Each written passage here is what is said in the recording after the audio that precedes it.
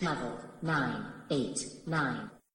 Welcome to a 989 on Health Extra. These quick supplements should help ease any withdrawal symptoms you may experience while waiting for our next full episode. So, Mike, what's on today's agenda? It always surprises me.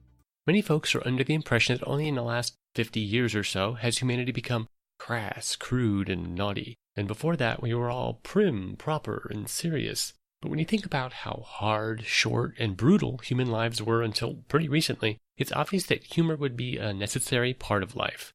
Lifespan in the Stone Age maxed out in the early 30s, and it's not until 1950 that the world average lifespan passes the mid-40s. Consider that for a moment. Humans in our present form have been on Earth for around 300,000 years, and for most of that time we died pretty young. Imagine being a parent by 13 and the old-timer grandparent while you were only 26 and dead by the ripe old age of 30. Your wife was eaten by a saber-toothed tiger and 2 of your 4 kids died of pneumonia. So you gotta find a way to laugh, right? If you were under the impression that only modern times are irreverent, it only takes a little toe dip into the pool of historical documents to prove that humans of the past were just as wacky, neurotic, and naughty as we are today.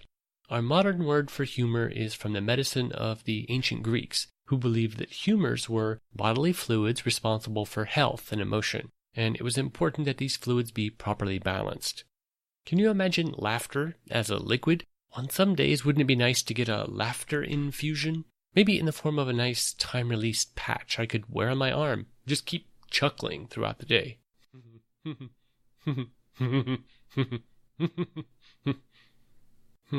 Maybe not.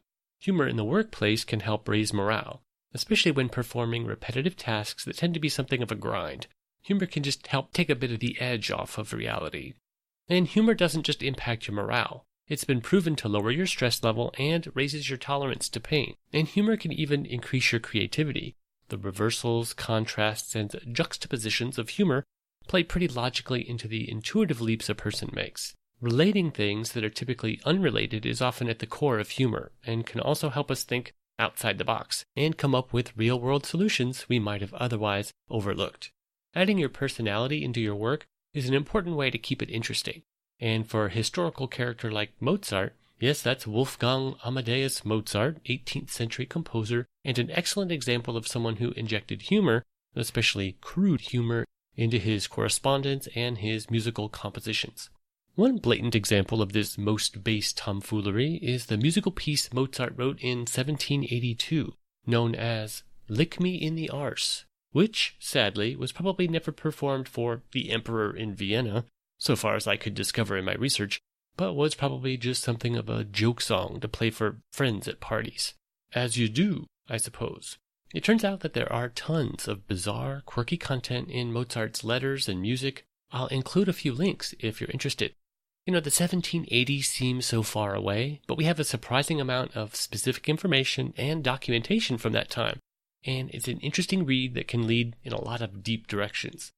One of the funniest references I found on the musical side was the way Mozart would harass, bedevil, and torture musicians and singers by deliberately crafting difficult or disjointed pieces. One specific example was a musical piece called Cose fan tutte, which Mozart knew, while he was writing it, would be performed by Italian operatic soprano Adriana Ferrarisi del Bene.